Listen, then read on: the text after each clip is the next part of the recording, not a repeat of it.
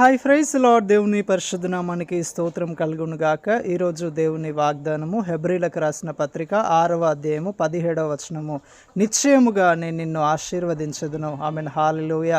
సహోదరి సహోదరుడా, నువ్వు ఎదుర్కొంటున్న పోరాటాలను బట్టి, కొన్నిసార్లు నీ బిజినెస్లో నీకు కలుగుతున్న ఒక నష్టములను బట్టి కావచ్చు, నువ్వు ఎదుర్కొంటున్న ఒక ఇబ్బందులను బట్టి కావచ్చు, లేదా నీ ఉద్యోగము, నువ్వు చేసిన నీ శాలరీ నీకు సరిపోవట్లేదేమో, అది అరకొరగా ఉంటుందేమో, అది వడ్డీలకే సరిపోతుందేమో, నేను దీవించబడతానా, నేను ఆశీర్వదించబడతానా, నా జీవితం బాగవుతుందా, దేవుడు నన్ను బాగు చేస్తాడా, ఎప్పటికైనా నేను ఆశీర్వాదకరంగా మార్చబడతానా అని ఆలోచిస్తున్నావు కదా, బాధపడుతున్నావు కదా. నీ బాధను చూస్తున్న దేవుడు, నీ వేదనను జ్ఞాపకం చేసుకుంటున్న దేవుడు అంటున్నాడు ఏంటంటే, నిశ్చయముగా నేను నిన్ను ఆశీర్వదిస్తానని. ఆమెన్. హల్లెలూయా. చూడండి, అబ్రహామును దేవుడు పిలిచినప్పుడు నేను నిన్ను ఆశీర్వదిస్తాను, జనములకు తండ్రిగా నిన్ను చేస్తానని ప్రభు ఆయనకు వాగ్దానం చేశారు.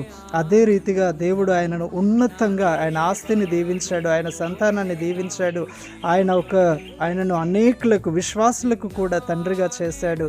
ఈరోజు కూడా ప్రభు నిన్ను దీవిస్తానని, నిశ్చయంగా ఆశీర్వదిస్తానని వాగ్దానం చేస్తున్న దేవుడు. తప్పకుండా ఆయన నిన్ను దీవించి నిన్ను ఆశీర్వదిస్తాడు.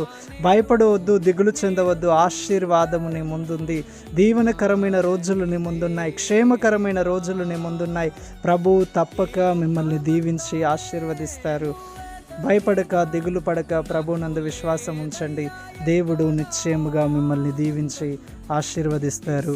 ఆమేన్. Praise the Lord. God bless you all.